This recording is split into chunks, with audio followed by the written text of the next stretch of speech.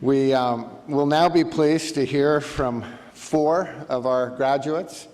I must say I wish we had time to hear from each of you, for we know that each of you have a unique personal story of your journey to this day. But we'll have to have 4 represent you. We will hear first from Tracy Anderson from Petersburg, Virginia, who has earned a bachelor's degree in special education. She will be followed by Marvin Perkins from Santa Clarita, California, who has earned a bachelor's degree in business management.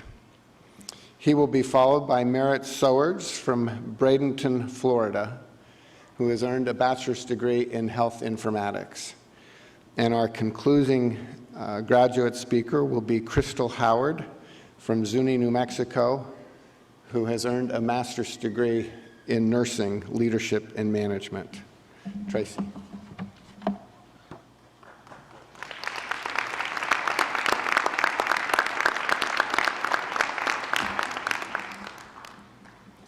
Greetings, distinguished panel, faculty, guests, and my fellow alumni. Please allow me first to give honor to God for his unmerited favor. I beg your indulgence for a few minutes as I share with you my most memorable experiences on my journey with Western Governors University. Langston Hughes once posed this question: what happens to a dream deferred? Does it dry up like a raisin in the sun, or fester like a sore and then run?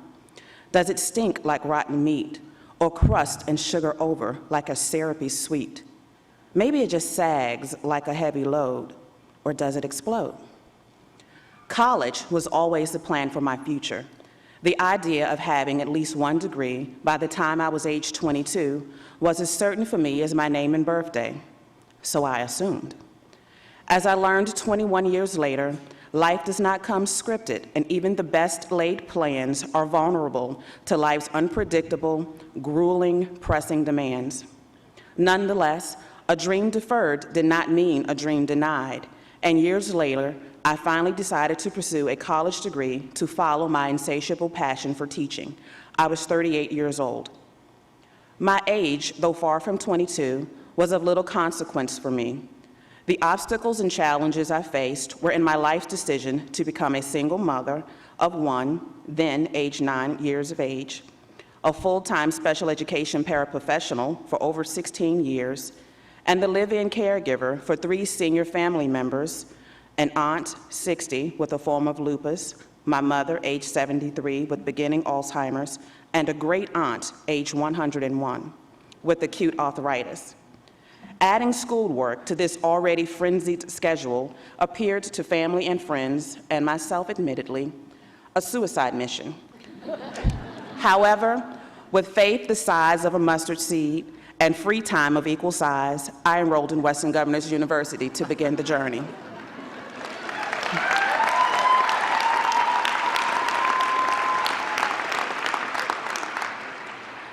Many were the times I contemplated whether now was the right time to take on such an endeavor.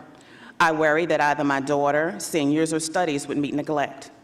Viewing my life from the outside, things may have looked typical. However, with an almost daily routine of being up by 4:45 each morning, taking care of things needed by my seniors while I was at work, getting my daughter to school, and working my primary job until 3 o'clock and my second job until 6 o'clock. Continuing on to get dinner prepared and served before 7, 3 days out of most weeks working a third job from home, making sure my daughter had her homework done and recapping her day with her. Racing the clock, I prepared my clothes for work and washed any emergency loads of clothes for my seniors, made sure everyone had taken their medications for the day, and finally tidying up anything that just could not wait until the weekend. The word typical only applies to my life as a student if it is synonymous with exhausting. Schoolwork could not be neglected, and having a mentor assigned by WGU to keep me focused on tasks and direct me to provided resources was my saving grace. Mentors are our connectors, and they serve in the same capacity as advisors at a traditional university without the struggle of competing for their time during limited office hours. WGU mentors contact you personally to focus only on you. My mentor was my lifeline. With my schedule, having someone to focus on me was a nice change of pace. So when I faced the unusual experience of being assigned a new mentor, it was a change that worried me to the point of considering dropping out altogether. But my new mentor, KT Parmalee, listened quietly and patiently to my speech of woe, and then, just as quietly and patiently, she talked some sense into me.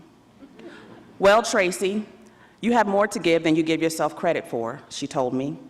"You are more than halfway there, and I am willing to see you through, but nothing I say is going to mean anything if you don't believe in your abilities." That 15-minute conversation with KT was the most supportive and encouraging I had heard in over 20 years. I emailed her the next morning to let her know I decided to continue in the Teachers College. She promptly called me and began to outline the course of action we would follow for the next few years to get me to my goal. That day, and every conversation after, KT was my cheerleader, guide on the side, voice of reason, and if the needle rose, a kick in the pants. She knew my family demands and helped me organize my daily schedule to get tasks completed.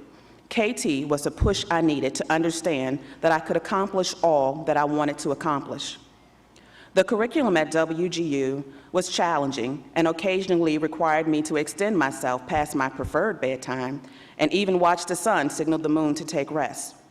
In those times, my daughter Lillian became my study partner as well as comedic relief.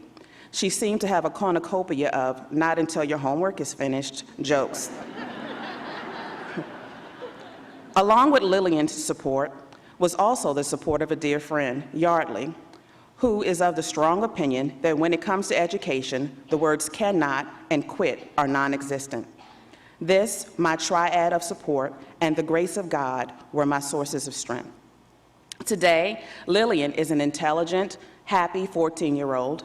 My seniors thrived and are now ages 65, 80, and she did see her 107th birthday. I continue to work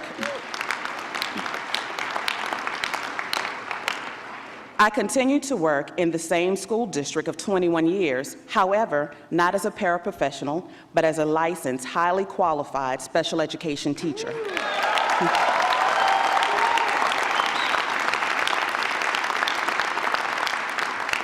Through my educational journey at Western Governors University, I now know what happens to a dream deferred. It's nurtured, cultivated, and manifested into a reality. Thank you and congratulations.